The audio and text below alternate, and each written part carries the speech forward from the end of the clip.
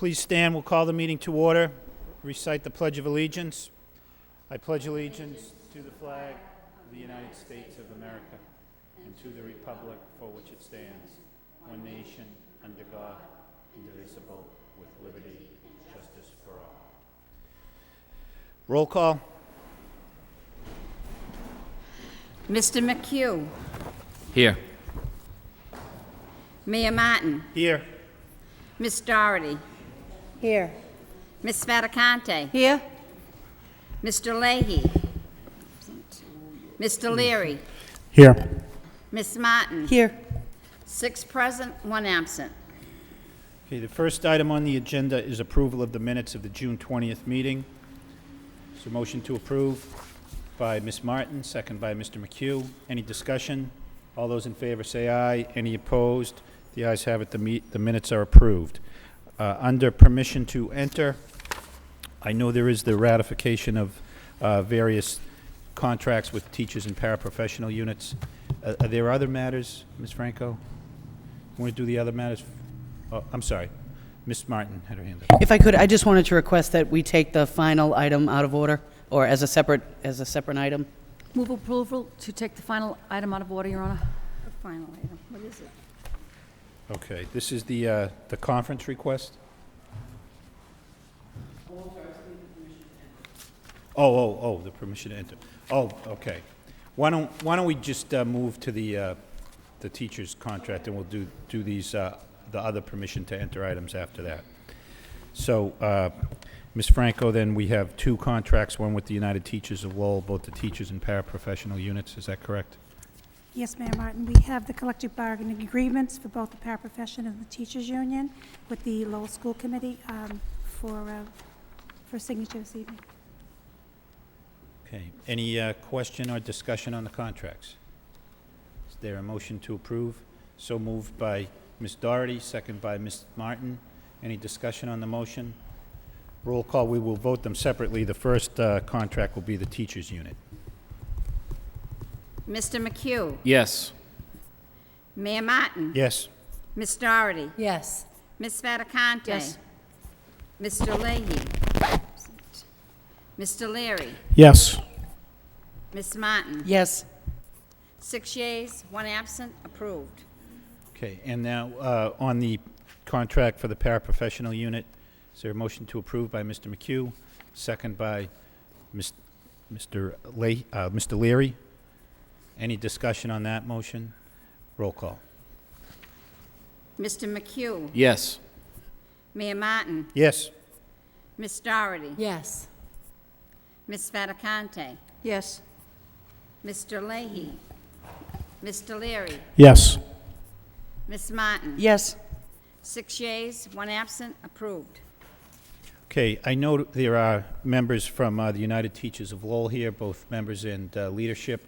Why don't we take a brief recess for a few minutes? We can execute the contracts and exchange copies. Is there any objection Move to doing approval that? to take a 5-minute recess, Your Honor. All right, motion by Ms. Fattacante, seconded by Mr. Leary to recess for 5 minutes for that purpose. All in favor, say aye. Aye. Any opposed? We'll stand in a brief 5-minute recess.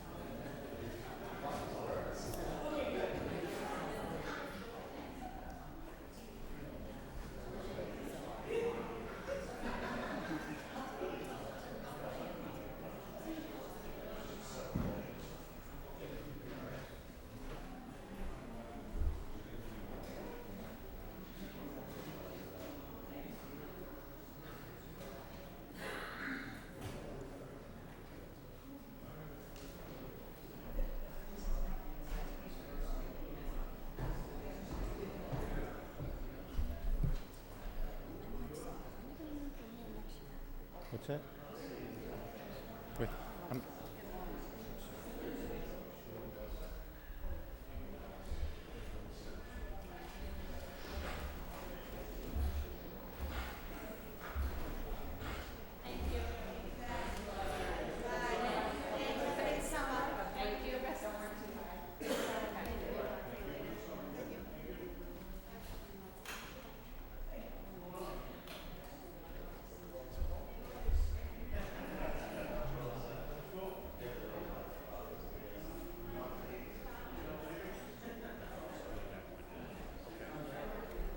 okay.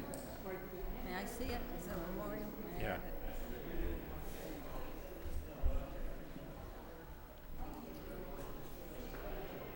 Take care, guys.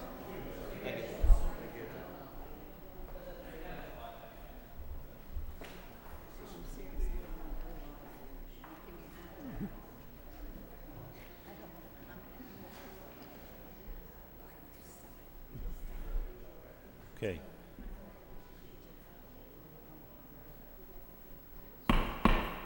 Okay, we will reconvene, call the meeting back to order. So moved by Ms. Fattacante, second by Mr. Leary. All those in favor say aye. Any opposed, we'll stand back in session. Do a roll call? Here. Mayor Martin. Here. Miss Doherty. Miss Fattacante. Here? Mr. Leahy. Mr. Leary. Here. Miss Martin. Here. 6 present, 1 absent. Okay, 6 present, 1 absent. We will resume with the items under permission to enter. There's been a motion by Mr. Leary, second by Mr. McHugh, to take the last item separately. Ms. Franco, if you could just walk through the other items then, please. Yes, Mr. Mayor, there are several contracts for your approval. First one is to Jeannie Parator for $13,500 to provide literacy training for literacy specialists in their role as literacy coaches by effectively working on literacy instruction and guidance in the Reading Street Core Reading Program. To Jean Mann for $22,950 to provide training in the writing process, stages of writing, modeling writing lessons, with follow-up to strengthen instruction in writing and approve students' written products, provided by the school department local professional development account. for Sedita Learning Strategies, LLC, for $12,200 to provide content teachers with reading comprehension, writing, and study skill strategies using the 3 key skills of main idea, note-taking, and summarizing skills. Funding will be provided by the school department local professional development account. To Collins Educational Associates Limited Liability Company for $32,500 to provide professional development to middle school and high school teachers in the Collins Writing Program to learn strategies to help improve students' writing. Funded provided by the school department and local professional development account. To Metamorphosis Teaching Learning Communities Incorporated for $31,900 to provide training for math resource teachers and instructional specialists, literacy specialists to improve instruction in mathematics classes. Provided by Title IIA grant.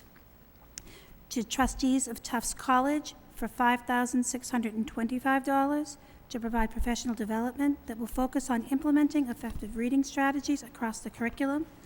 Workshops will include demonstration lessons and instructional in-class coaching and technical support, funding provided by the Title I grant.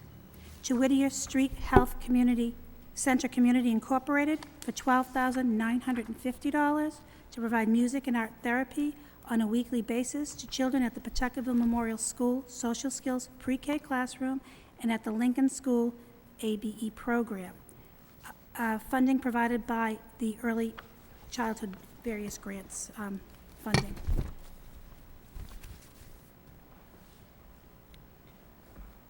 Move approval. Motion approved by Ms. Fattacante, second by Mr. McHugh. Any discussion? Roll call, please. Mr. McHugh. Yes. Mayor Martin. Yes. Ms. Doherty. Yes. Ms. Fattacante. Yes. Mr. Leahy. Mr. Leary. Yes. Ms. Martin. Yes. 6 yeas, 1 absent, approved. Okay, the next item is under memorials. We have, Your Honor. We have I one believe more there's item. one more contract. Move approval on oh, community I'm sorry. teamwork. Yeah, under permission to enter the final contract on the list. Move Motion approval. approved by Ms. Fattacante, second by Mr. McHugh. Roll call. Mr. McHugh. Yes.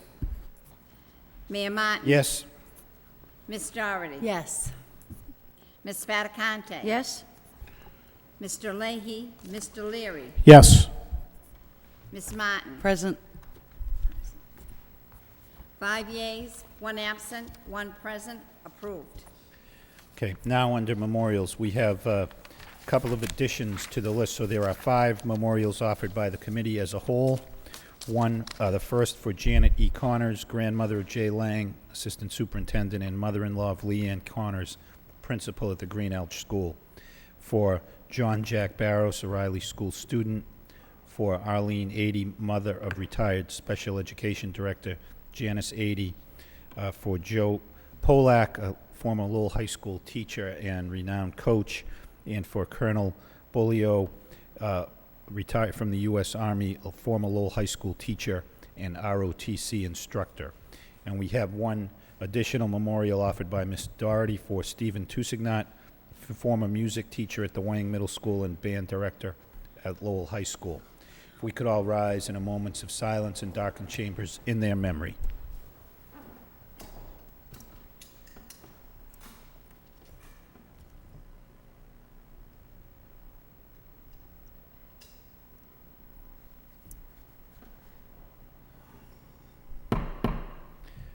May they rest in peace. Merci beaucoup.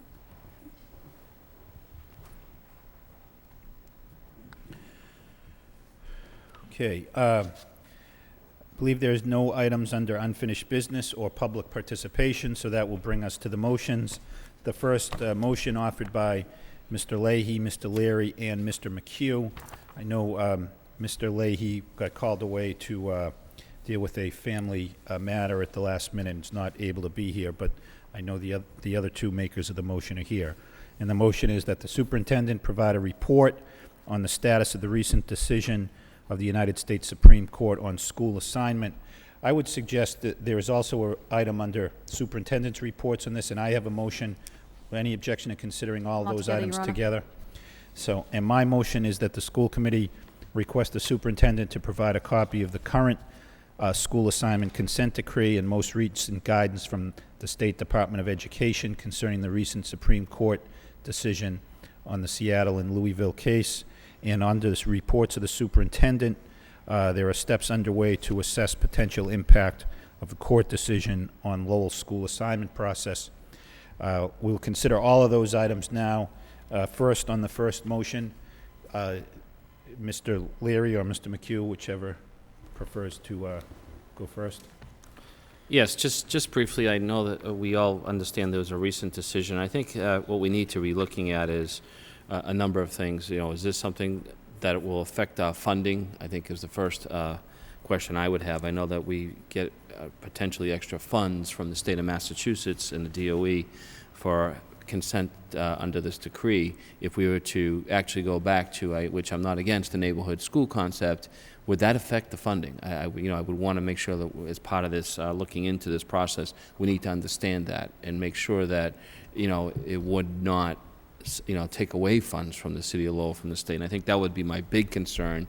I think as we move forward through this process, we could continue to look through it, then determine, because obviously it would have some savings on busing. I think would be a big savings down the road if we were to go back to the neighborhood school concept, even within the existing confines of what we have. But I'm not so sure if that's even enough, because schools were built now as elementaries, middles, which might be another problem that may have to be addressed. So I don't think it's an easy, just let's move forward with this. I think it has to be looked at. I think this should be an ongoing item we should be talking about throughout the school year, so that if we're going to move forward in early spring, we can make a clear determination what we need to do, because there's always that potential of trying to make the buildings back to K-8 buildings, which would give truly more of a neighborhood school. But I would need some input from the administration on that concept as well, as far as how that would affect the curriculum, how that will affect the actual building itself.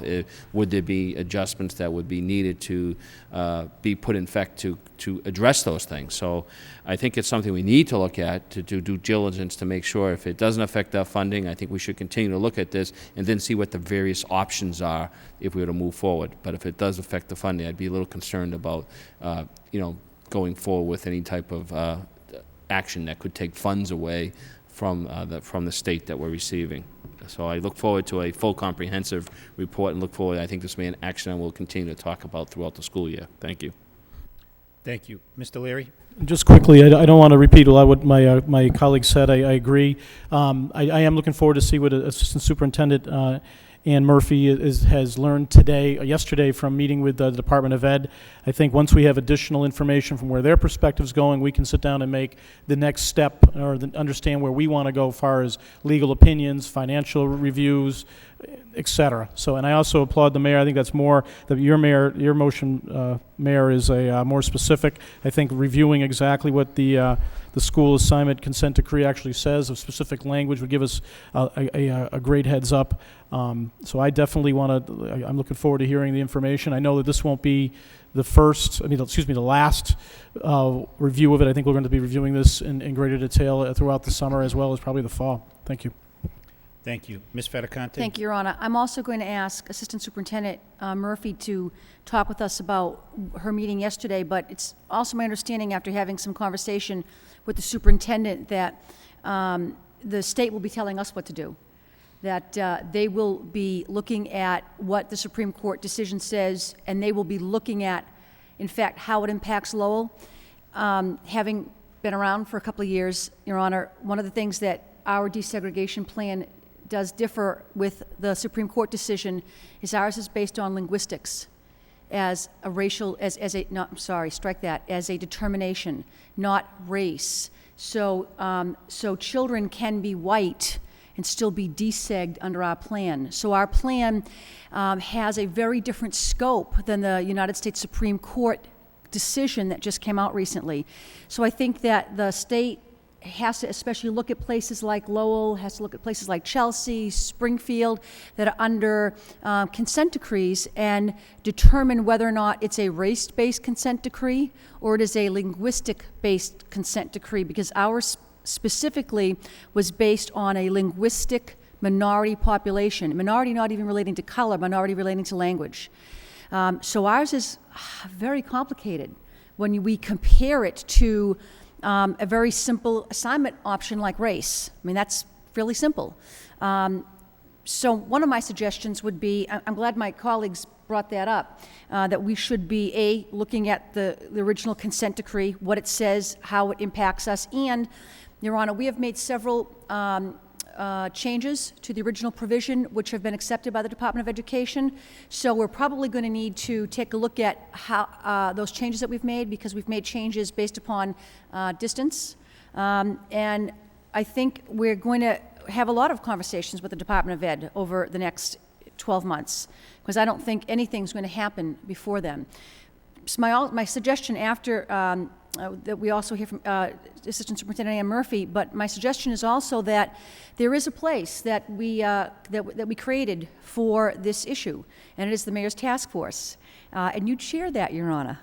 And I believe Ms. Martin and I are on that task force. And that has been a task force that has been integral in overseeing the desegregation and the assignment plan here in the city. And it's been a very forceful task force and bringing about some very positive change in education here in the city. So if the makers of the motion would agree, maybe we can, while that has a task force of 3 people, because it is such an important issue, maybe we send this matter over to the task force, and then we meet as a committee to look at because I would like my colleagues and myself, I could use a refresher, to look at that original consent decree, to look at what we were striving to do, because I think when we relook at it, we will be reinvigorated and recommitted to what we did here in the city, because it was a major change in the way we educate young people, and it was a good change. It was a positive change. So maybe we can send that to the. That means making you work over the summer, Your Honor. And then meeting as a body to look at what that original consent decree said to us, and then as information comes in from the Department of Ed, looking at how that's going to impact us, as Mr. McHugh said, financially, and as Mr. Leary has indicated, how it impacts us in our assignments, and those things are going to be very important. But again, I think that the DOE's been very clear that they're not looking at anything happening for this coming school year. Because that would be utter chaos. I think that they clearly recognize that. So through you, Your Honor, may I ask Assistant Superintendent Murphy to address us about her meeting yesterday? Certainly. Is there any objection to me speaking on my piece of this first? Just to be clear, I wasn't, and I don't think anyone who filed motions on this was looking for a change this year. The real point of mine was, I think, number one, it always helps to review the original order.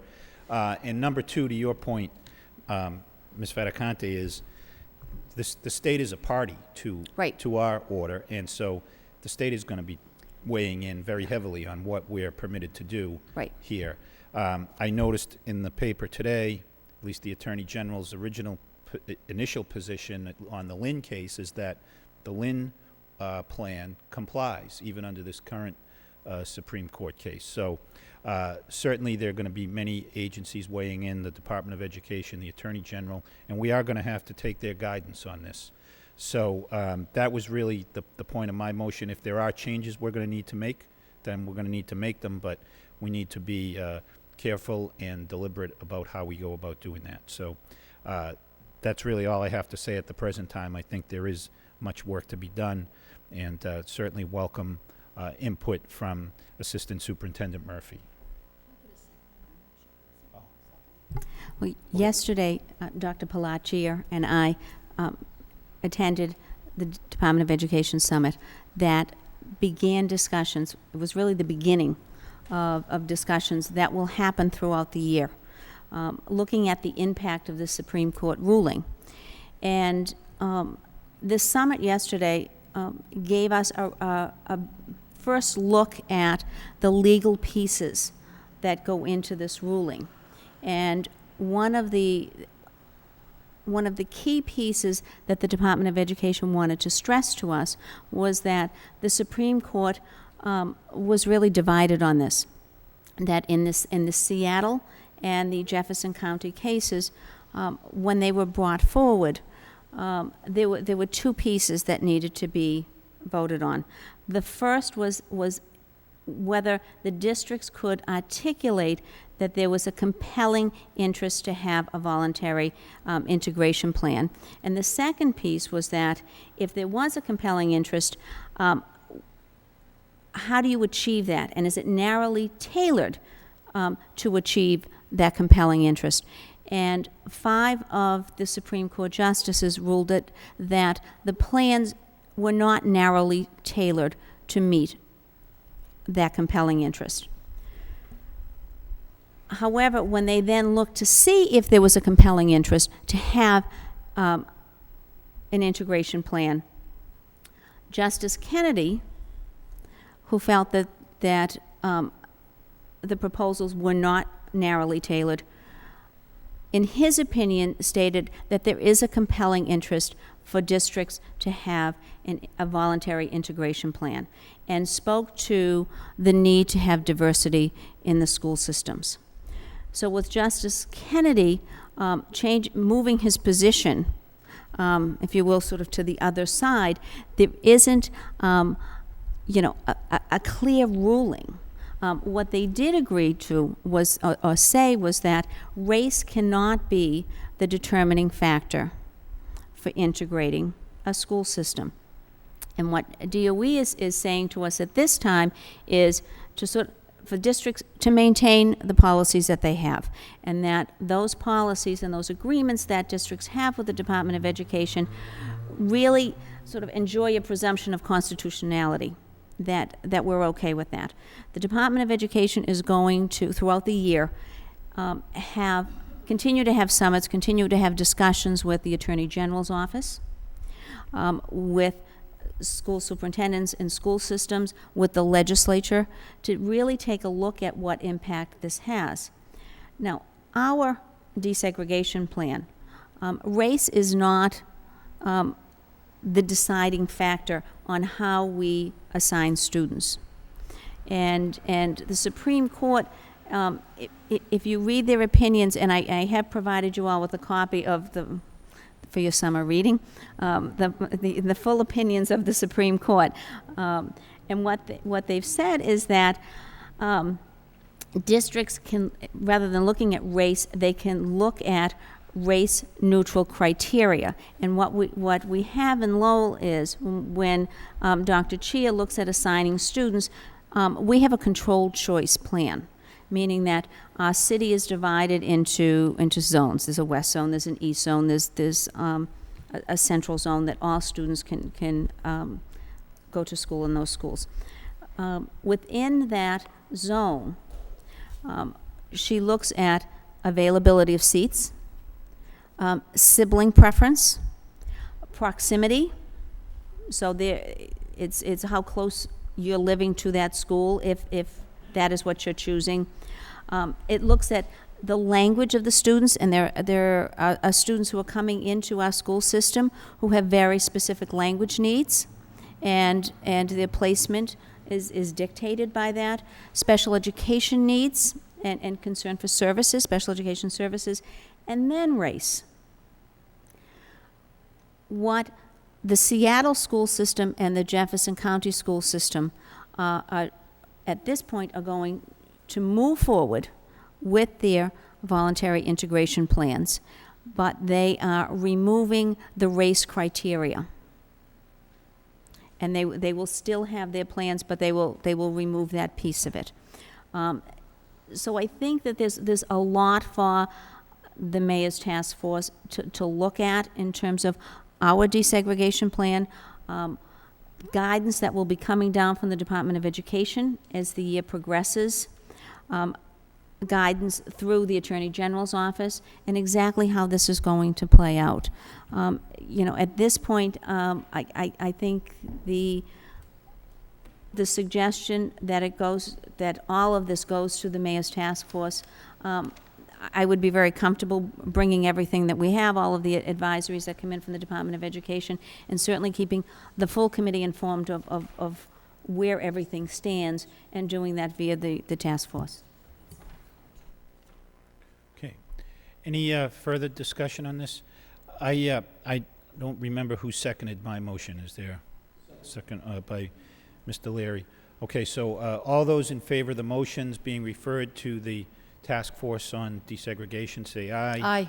Any opposed? Those two motions are referred to the task force.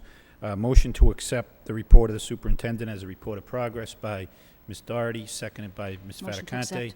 All those in favor say aye. Aye. Any opposed? That report is accepted. The third motion then this evening is by Ms. Doherty. Request that the superintendent provide a report to the Transportation Subcommittee listing intersections currently covered by crossing guards, as well as priority list of intersections where crossing guards are needed. Also develop a plan for the Transportation Subcommittee to review that would detail how schools can work with parents to coordinate carpool and group walking options for students ineligible for bus transportation. Second by Mr. McHugh. Sorry. Ms. Doherty. Thank you, Your Honor. Just briefly, I know last year we got a similar report, and through the Transportation Department, we were able to identify an intersection that really needed a crossing guard. And I don't know if my colleagues received a call, but I did get a call from a constituent who is, due to our changes in feeding pattern from the McAvenue to the New Star Closa, as well as continuing to feed the Wang, has a fifth grader who's got some difficult intersections to cross without meeting our mileage requirements. Now, obviously, we changed the mileage requirements to save money on transportation, but I think we need to kind of yearly update ourselves on what's happening with the intersections and where we have students walking in perhaps some of our more dangerous traffic areas.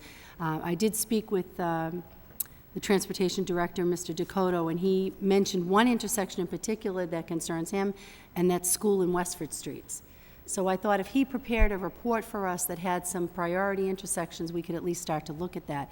And secondarily, to look at, my second request on this motion is to really have the schools and through the superintendent come up with some suggestions of how schools might work more closely with parents to help form either groups of carpools or kids walking together to just kind of get parents connected with each other who are coming from similar directions. I know I would feel more comfortable with kids walking in groups than walking alone, especially when you're talking about a fifth grader who has to walk 1.25 miles to get to school. So that's the second piece of this, just to really see if they have any suggestions of how we might develop a plan. And that's my thinking with that. Thank you. Mr. Leary? Yeah, I agree with the motion. I talked to John Dakota as well regarding probably the same streets and areas that Committeewoman Doherty did. And there's also, like, there's Middlesex and Wilder, and there's Bridge Street and then Centerville. The difficulty is you have the difference between a fifth grader and an eighth grader in middle school, for one example, is a great, reach. And I think not only in physical development, but in mental development. And I think some of these intersections, we rely upon the Lowell Police Department to provide, crossing guards. And sometimes it's just not feasibly able to do it because there's a low number of students. Part of this, I hope, when we look at it, and I think we might want to, that I asked John Dakota to take a look at once this motion went through, is also maybe we grab on and take the crossing guards within the school department budget so we can have more of a control over it. Just something to take an additional look at. Not that we can do it at this point in the year anyway because of budgeting. However, I think this is an area that safety is a major concern. You have different folks walking through, a variety of different neighborhoods that are from zoned neighborhood, industrial, back to neighborhood, back to industrial again. So I think this is a timely motion and it's an appropriate motion. Thank you. Okay. Any further discussion on the motion? All those in favor say aye. Any opposed? The motion is approved. Next motion by Ms. Doherty, request the superintendent report to the facility subcommittee before the state's July 31st deadline on the district's ability to take advantage of additional state funding for school building maintenance. Second by Mr. McHugh. Ms. Doherty. Thank you, Your Honor. Just briefly, this was an article I saw in a local paper last week, and a parent had also mentioned it to me about that supposedly there's additional funds the governor has reinstated for school maintenance, school building maintenance. I know Mr. Lang and I spoke briefly at the facility subcommittee meeting. His initial contacts at the State Department, the school building Association did not give him any information about such a program or such funds, but he will continue to look into it just to make sure that if there is some monies available, obviously we want to be going for that, especially for maintaining our buildings. Any further discussion? All those in favor say aye. Any Aye. opposed? The motion is approved. Next motion by Mr. Leary. Request the superintendent contact the offices of Middlesex District Attorney Jerry Leone, Acting Lowell Police Chief Ken LaValle, to organize a forum where representatives of the Lowell Public School System, the Middlesex DA, and the Lowell Juvenile Court judges may engage in dialogue regarding the intersection of student safety and criminal justice issues within the Lowell Public Schools. Second by Ms. Doherty. Mr. Leary. Thank you. I know we have a gang task force in place, but I've worked on this for a couple of months now, and I've worked with the assistance of Officer Timmy Golden and from the Assistant District Attorney Sean Griffith.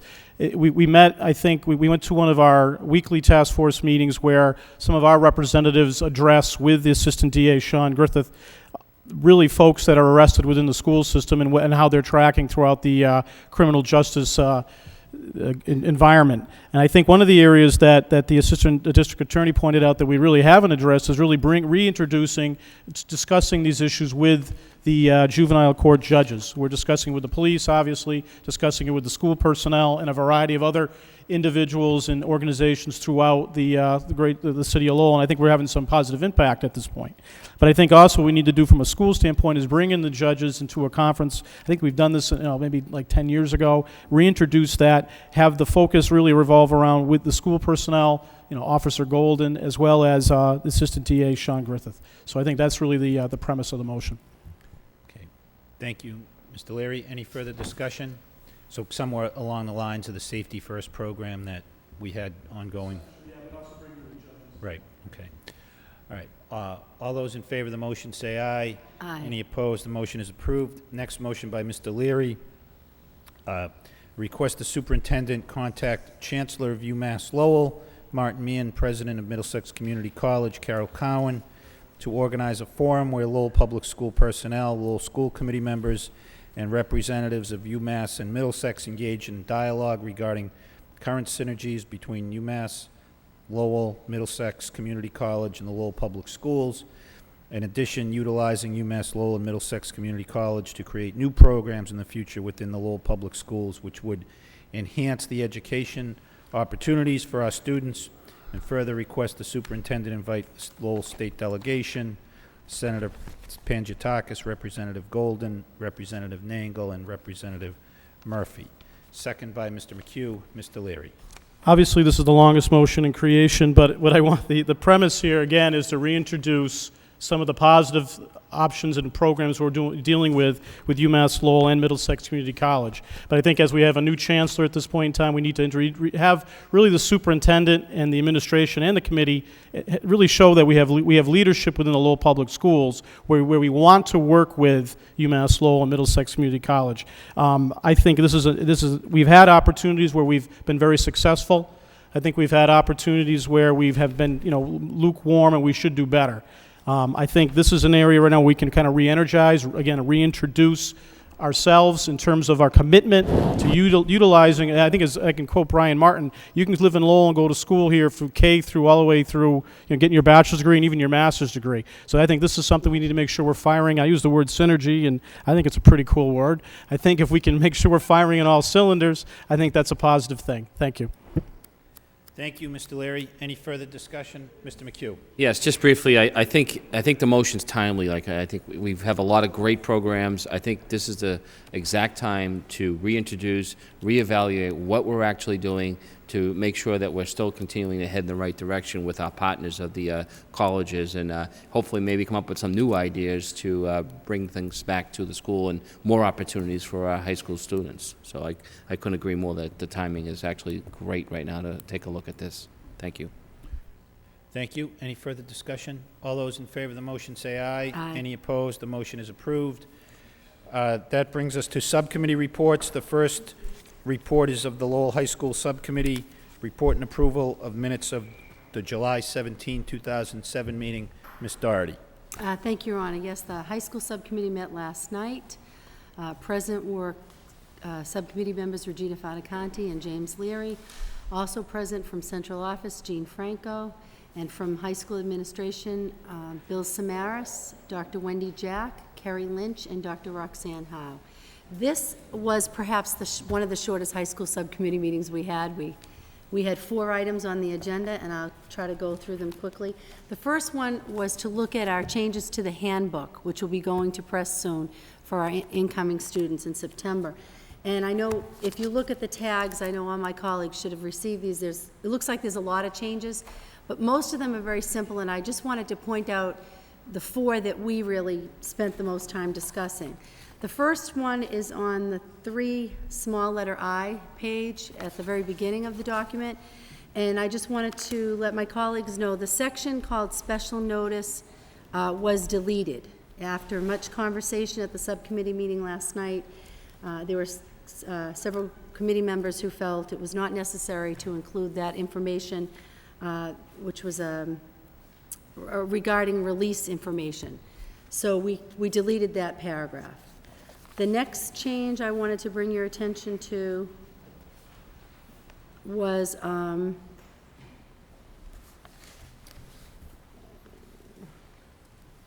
page 2.2, and that is a policy change regarding the use of cell phones.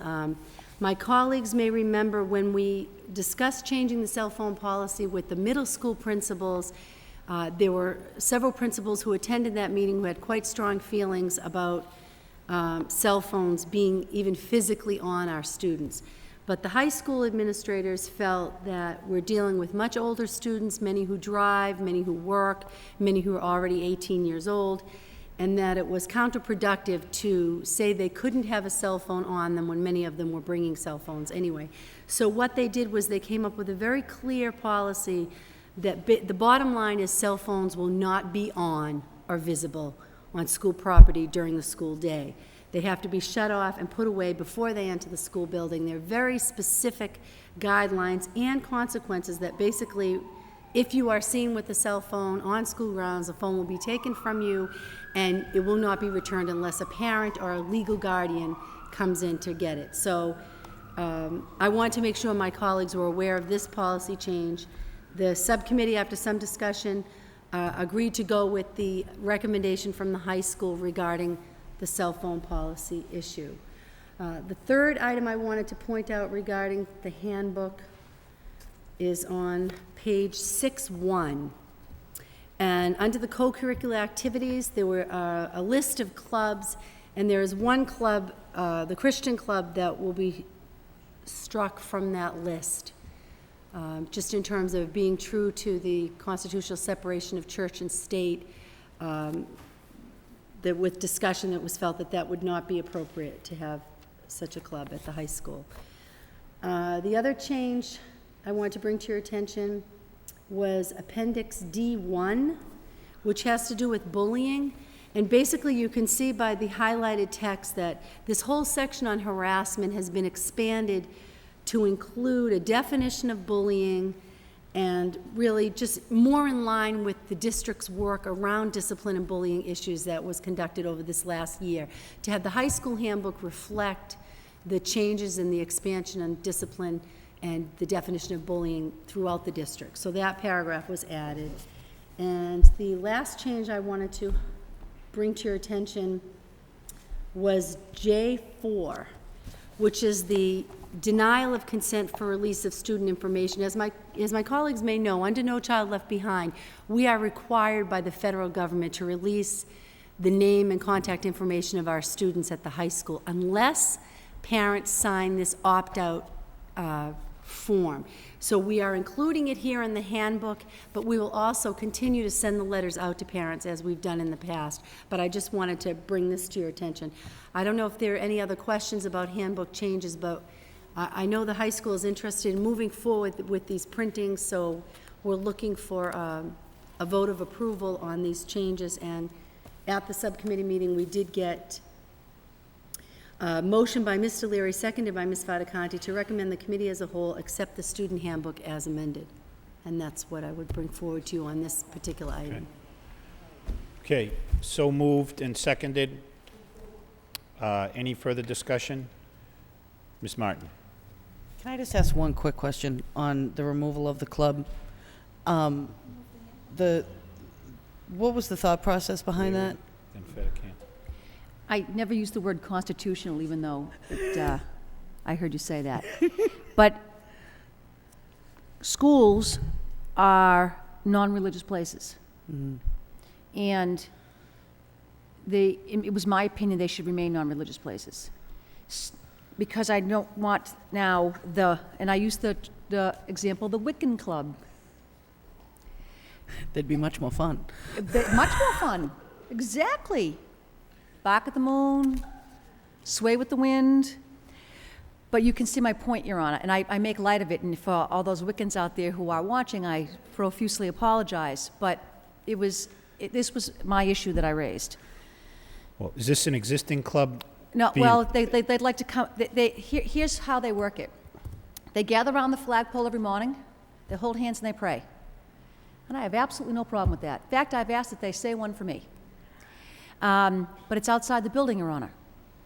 And the minute we bring that inside the building, we then open up the gate to bring every other religious institution in the building. Now, some people have no problem with the Christian club, but the atheists may have a big issue with them.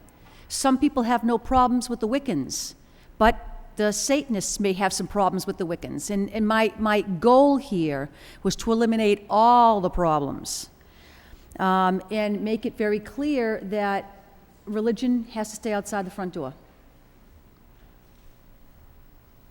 I understand that, and, obviously would agree with it. My only concern is that there is some precedent on this specific area in terms of constitutional law regarding free and public access and specifically regarding, I believe, prayer groups and that gave them the rights to use, for students to use, but I'm just wondering if we're in line with that. Here's what we did learn about the Christian Club, that in the morning, they also have access to a non-school building to which to pray, which is right next to the high school. And as indicated, they have gathered outside in the morning for a quick prayer before they go in. And again, hoping they throw one in for all of us. But my concern was, and Ms. Martin is right, there has been some constitutional allowance as of late because we have a different Supreme Court. But my issue was not with so much the Christian Club suing us, but it was with other groups now saying, I want to be let in, and other people having an issue with them. I do not want infighting amongst the religions, because I don't want the Christians and the Arabs fighting, and the Arabs fighting with the Muslims, and the fighting with the whoever, and the fighting with the whoever, and fighting with whoever. That was my only concern, that we eliminate, that the religion stops at the front door, and that we remove ourselves from stamping the approval on one and not the other. I think it's the universality that allows us Right. to do that, so that, I'm certainly comfortable with that. And really, in this case, we're really just approving a handbook. Right. So, as opposed to anything else. So, thank you for the time and the questions. Thank you, Ms. Martin. But could I just follow up? So I still don't, is this something that was allowed to exist last year that's no No. longer going to be allowed? It was not allowed to exist last year. We did ask that question also because we were concerned about precedent. No, they were not allowed to have meetings in the building last year, Your Honor. Okay, all right. Okay, any further discussion on the motion to approve the handbook? Motion to approve, Your Honor. Okay. Motion's been made and seconded. Roll call. Mr. McHugh. Yes. Mayor Martin. Yes? Ms. Doherty. Yes. Ms. Fattacante. Yes? Mr. Leahy. Mr. Leary. Yes. Ms. Martin. Yes. 6 yeas, 1 absent, approved as presented. Ms. Doherty? Thank you, Your Honor. The second item on the agenda was an update on outreach to incoming at-risk ninth graders. And this was very exciting for the subcommittee to learn that, I think for the first time in the history of Lowell High, we're actually working with incoming eighth graders The coordination between the middle school and the high school has enabled the identification of what they're calling at-risk 8th grade students who are now going into the 9th grade, who perhaps had issues around attendance in particular, as well as some of our 9th grade repeater students. We've got about 200 students in this group who are being worked with over the summer through our school resource officers. They're actually visiting the families, in touch with the students, and really making an effort to communicate with these students about expectations at the high school, that they're welcome at the high school, also being able to identify what some of their needs might be in terms of family situations or guidance needs that they might have, any kind of court involvement or things like that, that we can really take a preemptive approach to have a better success rate with these students than they've had like in the past, at least their 8th grade experience. So that was just a report of progress for us about this new effort. And we will be tracking those students to see how they actually perform in their 9th grade experience at the high school, and try to really develop relationships with these kids at small school environment over the school year. Along with updates that has to do with our incoming freshmen, we got an update on the Read 180 program for incoming 9th graders. And what we found, the number has dropped. It's 161 students will be participating in the Read 180 program, and last year we had over 200. I think it was like 225 or something.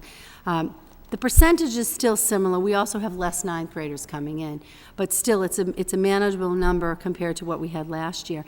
And we also learned that 190 of the 9th graders from last year who participated in the program will continue to have that support through 10th grade, because we are seeing some really positive growth in terms of students' reading ability with the Read 180 program.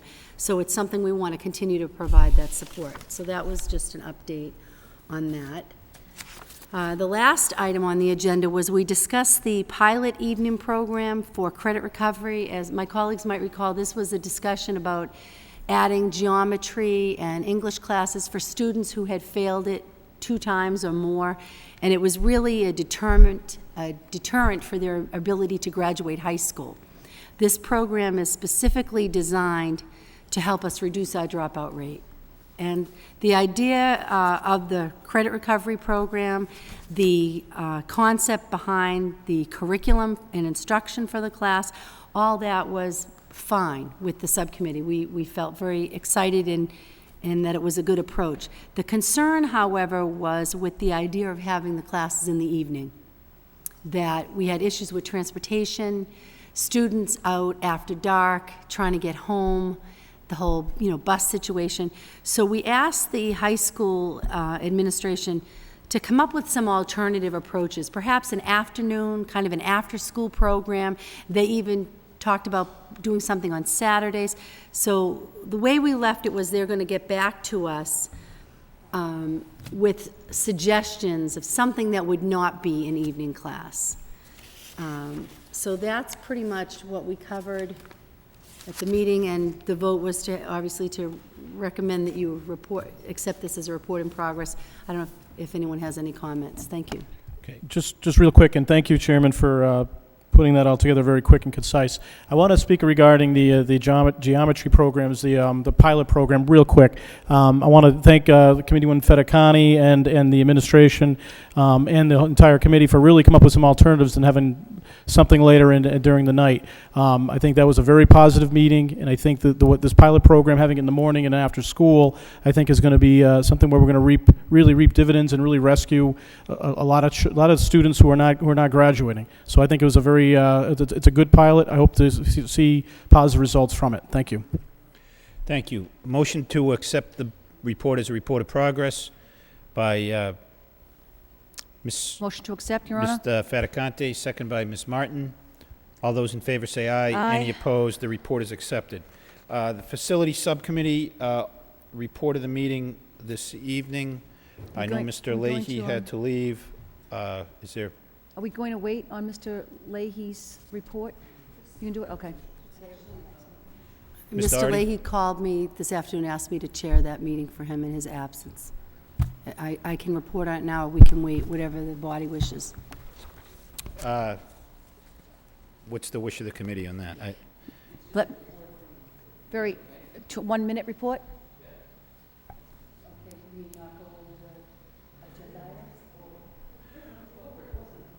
It wasn't a long meeting, was it? Would you prefer to wait for Mr. Leahy to give it? Oh, okay. Well, so Ms. Doherty, why don't you, if you're willing, why don't you make the report? Okay, the first item we discussed was an update on the telephone service throughout the district. We had a report about a year ago on the telephone system, at which time the Riley School did not have enough lines. We've now added a new phone system for the Riley.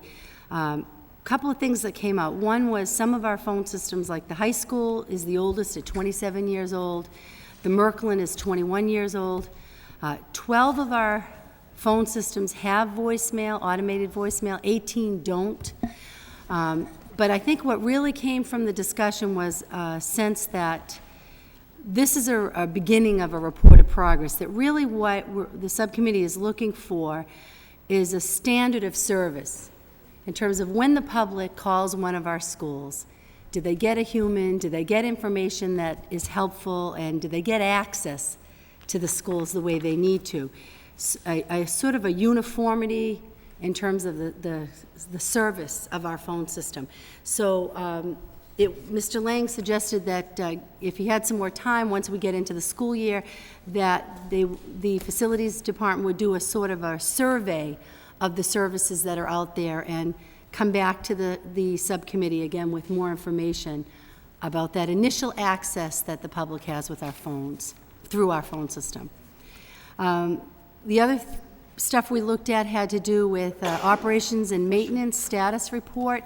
We were informed about the school system, the school's new work order system, which, as my colleagues may recall, in the past we had a very difficult time getting our handle on what jobs had been completed, how much time was spent on those jobs. Now we have it's just an incredibly improved system for tracking our work. It's much more automated, it's web-based. The Department of Public Works has been very helpful in working with us and revamping their whole process so that now we can have, for instance, they're doing quarterly reports. From April 1st to June 30, we got a quarterly report that 658 work orders were completed and 448 were still unresolved. What happens now is it's not completed until the head custodian at the school signs off that the work was done to his or her satisfaction. So we really have this whole accountability piece built in, as well as a way to completely put your hand on the data. So that's been a big improvement.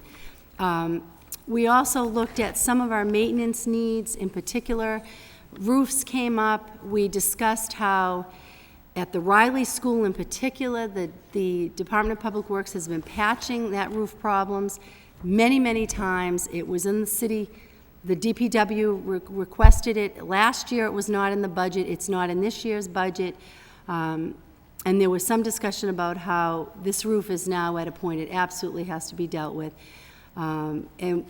We also looked at other issues with the Riley School that need to be immediately dealt with, and that is the boilers. We thought the boilers were slated for replacement this summer. In fact, DPW had that request on there, but it did not get funding from the city. So currently, the Riley School has 2 boilers. Only one is working.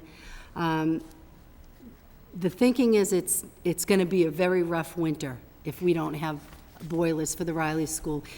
There was some discussion about if the boiler goes, it's not just that you won't have hot water, you'd have freezing pipes. So that's another issue that we're hoping to get before the city, as I know the city manager is going to be looking at maintenance for all the city buildings, that these are some priority concerns that the school system has. We talked about the HVA systems at some of our other schools and our 5-year plan, which we're hoping to move forward with meeting with the city later in the year. Some building security issues that came up under maintenance. The new electronic locks and doors for the daily school will be in place before school starts, so that's been a huge thing. We're also under Assistant Business Manager Mike Cassidy. He's looking into 50-50 grants to rekey some of our classrooms in our older buildings, all around the safety summits that we had and the security issues that were put in place. And along with security, we talked about the training that's going to happen before school, about recalibrating the security systems at the high school, the video system.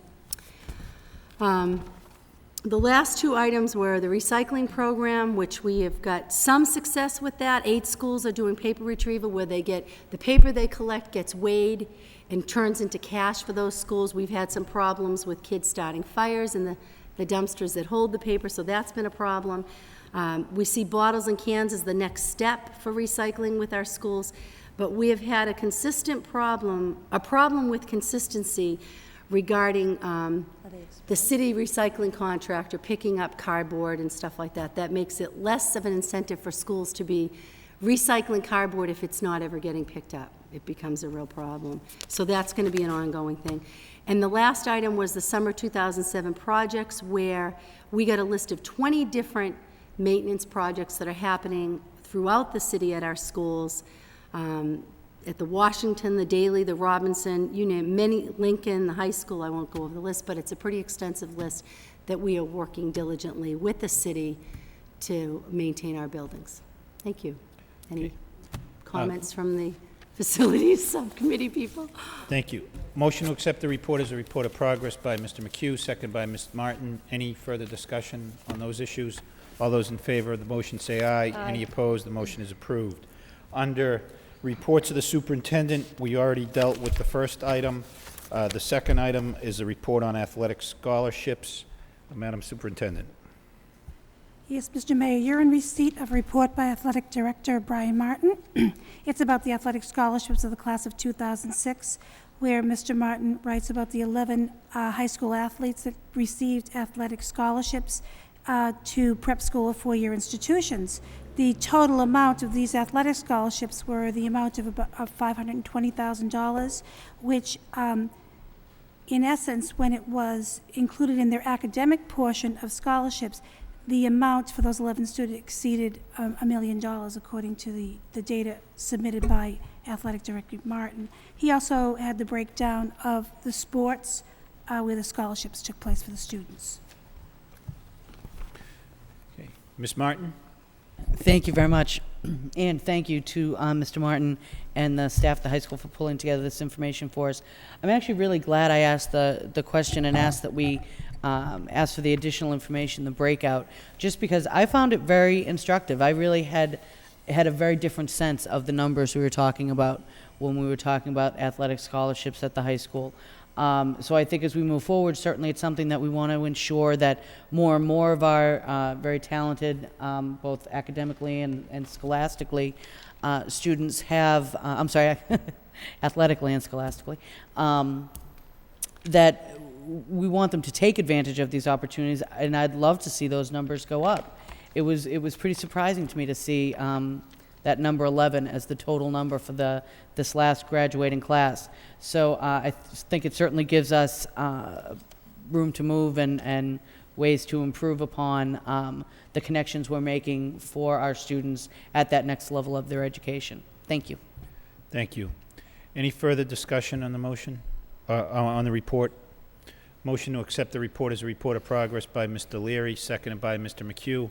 All those in favor say aye. Aye. Any opposed? The report is accepted. The next item is the personnel report. Madam Superintendent? Yes, Mr. Mayor Martin. You have the monthly personnel report that tells us the details of our retirements, resignation, and new hires.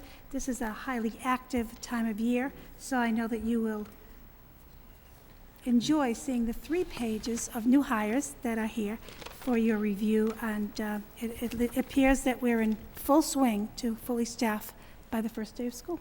And many of them were from Lowell. Move approval.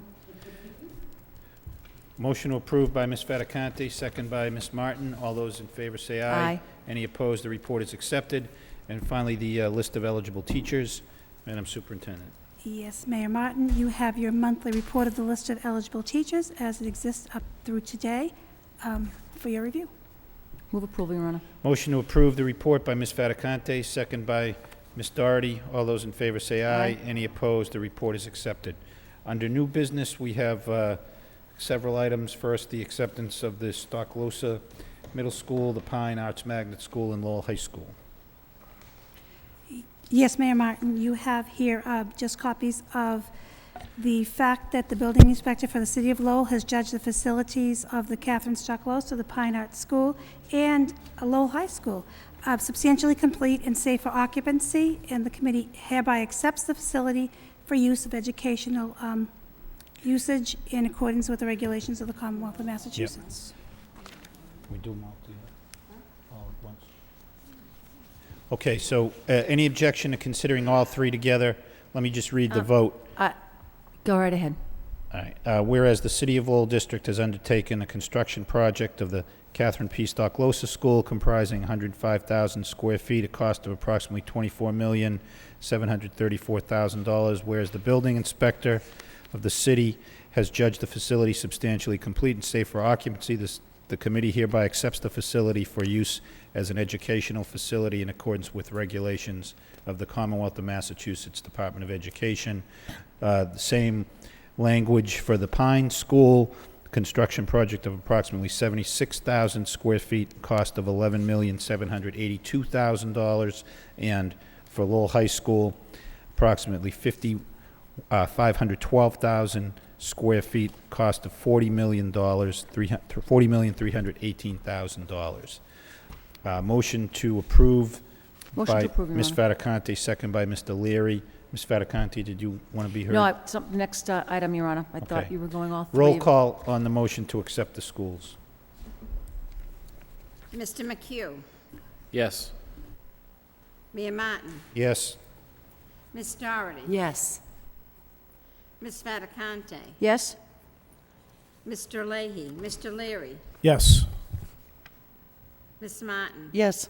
6 yeas, 1 absent, approved. Okay. Next item is permission to post a position, Madam Superintendent. Yes, there's a permission to post a middle school crisis intervention specialist, and a request is being made to take the place of the position that's currently vacant for the middle school guidance position. The middle school principals and the staff from the Student Support Service Office had asked for more support to reach at-risk students and families, and thus has asked for the crisis intervention specialist position. There will be a differential of $5,500 in the two positions, and the difference will be paid by the remaining budget set aside for additional security officers being used instead of hiring an additional resource officer. And also, Mr. Lang will review the budget next month to determine if funds will be available to add those two security guards that we had wanted to add. Thank you. Ms. Fattacanti? Thank you, Your Honor. I got more information in this memo about the money than I did about the job description. And I can't vote on, I wish I'd had the information that the principals had, that they discussed that they were convinced that they needed this position. The second position we're looking to vote on tonight gives me a little bit of information, but since we already have these positions in our system, I would be inclined to vote for that, but I would like to know about this middle school crisis intervention specialist. And the reason I want to know that is because I want to know how much that is going to compare to people who are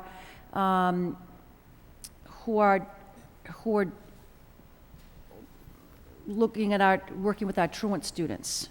Because remember, we do have an issue with that job description. And it's a issue regarding a piece of state legislation. So we need to be careful when we're hiring somebody, and I'm getting the feeling that this person's role may somehow overlap. So I think we need to be very careful.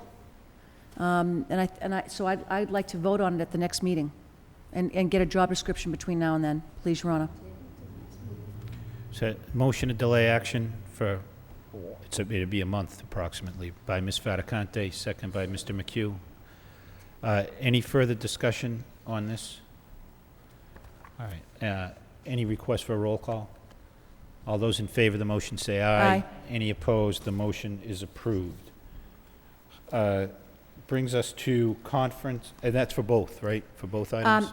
No, I'm okay with the third one, Your Honor. Okay, all Because right. we do have people currently working in this role, so I'll move approval for the district support specialist position. I mean, we have people who are working in the role.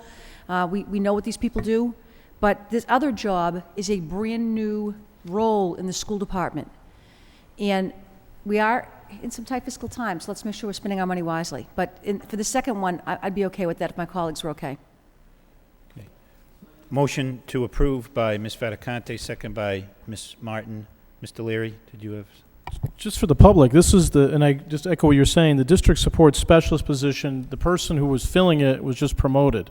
Right. And now we're filling that person's position. So that's correct, Madam Deputy Superintendent?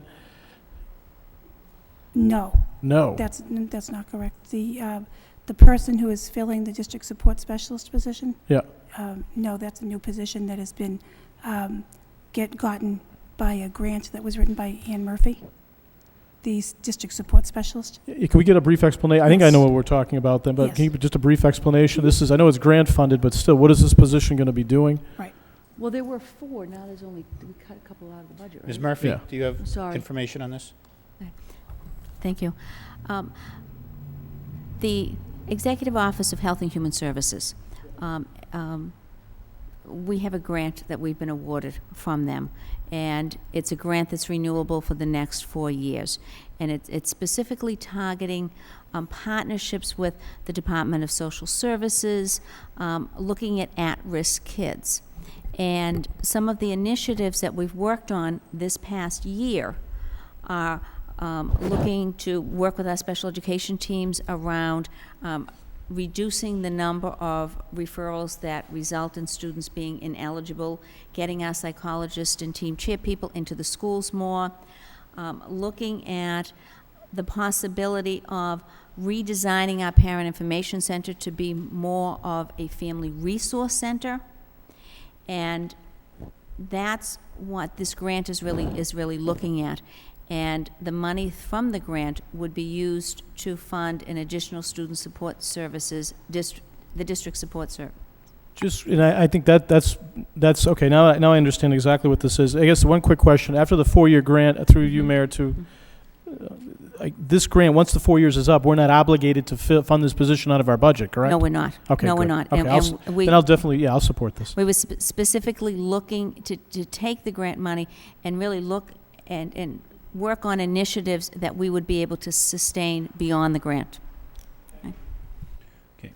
Any further discussion? So roll call on the motion to approve. Mr. McHugh? Yes. Mayor Martin? Yes? Ms. Doherty? Yes. Ms. Fattacante? Yes? Mr. Leahy? Mr. Leary? Yes. Ms. Martin? Yes. 6 yeas, 1 absent, approved. Okay, and I believe the last item is one convention conference request. Any Move approval. motion approved by Ms. Fattacante, second by Ms. Martin. Roll call, please. Mr. McHugh? Yes. Mayor Martin? Yes? Ms. Doherty? Yes. Ms. Fattacante? Yes? Mr. Leahy? Mr. Leary? Yes. Ms. Martin? Yes. 6 yeas, 1 absent, approved. Okay. I believe that concludes the agenda. Your Honor, may I? Ms. Fattacante? We all had the opportunity this morning to be at a wonderful event, the Laptops for Lowell. My colleagues and I were able to watch 40 young people get some laptop computers, which they were able to bring off to college with them. You gave a great speech when you said all you needed was a pad of paper and a couple of pencils back when we went to college. But students no longer, they're required to come with a laptop, and it's a $1,000 price tag. And so this morning, 40 young people who fulfilled specific criteria got to walk out of the Lowell High School cafeteria with a laptop. And I guess we need to say thank you to to the people who provided those laptops. First, Chancellor Marty Meehan from the university was there this morning signifying a much larger and engaged partnership between the university and Lowell High School. Dean Molly Sheehy from Middlesex Community College, Campus Works partnership with Middlesex, the Sanctioned Dock Credit Union, Mills City Management, group of individuals who have been very dedicated to the school department. Enterprise Bank, they had some great computer bags. We need to snag some of those. And Saints Memorial Hospital, again, a partner of ours for a long time. So because of these groups, because, Your Honor, we could not afford to take $40,000 out of our budget, but because of these groups, 40 young people, 40 well-deserving young people walked out of the Lowell High School cafeteria this morning with 40 brand-new laptops, and we were all jealous. So how about if we send a letter of thanks to all of those individuals? To all the partners, and I To all the believe there were partners, other yes. business Yes, there sponsors were- as well yes. that Yes, just there weren't were. represented this morning. So. And however, these were all the names that I was given, so if I missed somebody, I'm terribly sorry. Those were the ones who made it to the ceremony, but I think So there were other partners, so we should be thanking them also, because without them, 40 young people would not be as happy as they are this afternoon. Thank you for pointing that out. Any other business to come before the meeting? Hearing none, motion to adjourn by Ms. Martin, second by Mr. McHugh. All those in favor say aye. Any opposed? The meeting stands adjourned.